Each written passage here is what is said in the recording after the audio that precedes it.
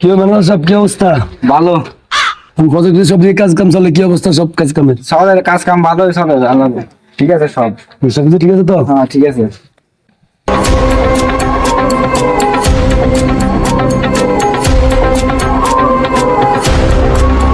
আমার এলাকা প্রজেক্ট দিতেছ, আমারে খবর দিলে না?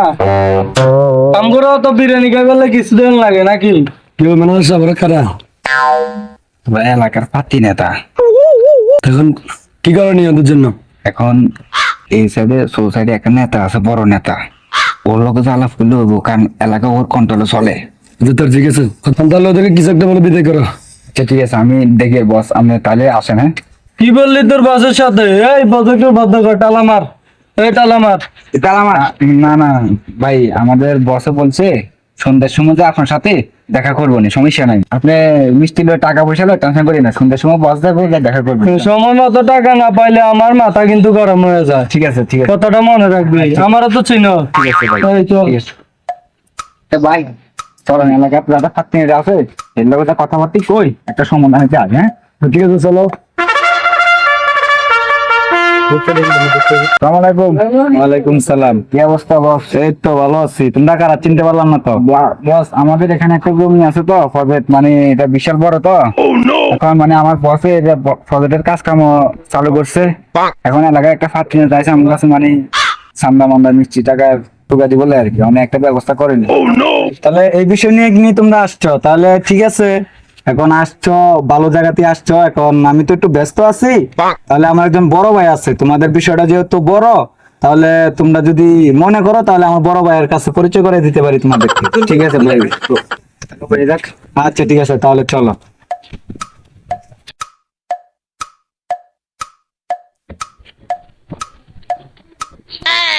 বড় ভাই তোমারে খুঁজতেছি। কি লেগে?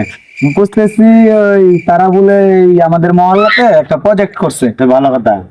এখন ওই যে আমাদের পূর্ব পাড়ার শামসুদ্দিন নেতা আছে না, হ্যাঁ সে তাদের সাথে গঞ্জামে যাচ্ছে।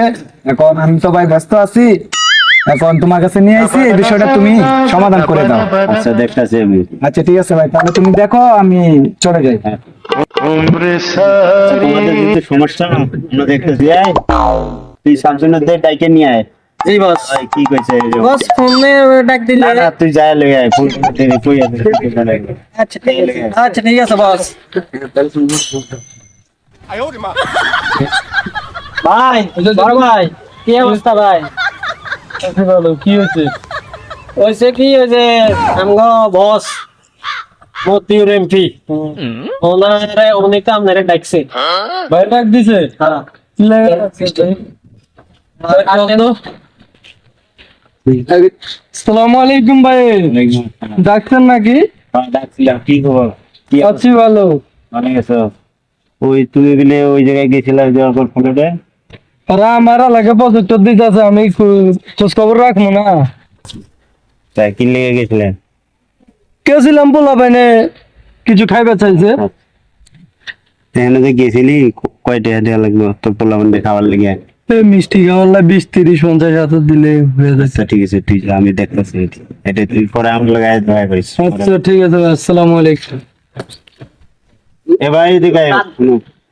এখন ছোট ভাইটা যেহেতু গেছে, হ্যাঁ এখন কি করার আছে? ওকে তো না থামাইলে হবে না। এখন হয়তো আমি সবসময় এলাকায় থাকি না, না থাকলে ওরা যায় যে আবার গ্যাঞ্জাম করে। ঠিক আছে অতএব তুমি তোমার বছরে কইও যে এই 2 লাখ টাকা দেবো, ঠিক আছে? 2 লাখ টাকা। আর 2 লাখ টাকা দিলে আমি ওটা থামাই দিলে, আর কেউ যদি কোনো সমস্যা করে আমি মোবাইল নাম্বার দিতেছি, শুধু আমার ফোন দেবা, তারপর আমি সব দেখতেছি।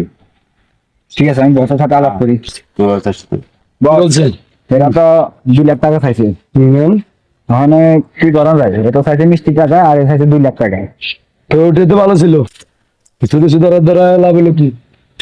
ওই জায়গায় ভালো ছিল, মিষ্টি খাওয়ার টাকা চাইছিল, ওখানে সমাধান করলে তো ভালো। বড় ভাই দেয় ভাই শুধু শুধু, এখন তো শুধু 2 লাখ টাকা চাইলো। এটাই তো বস দুনিয়ার নীতি, পলিটিক্স, একজনে কম একজনে বেশি।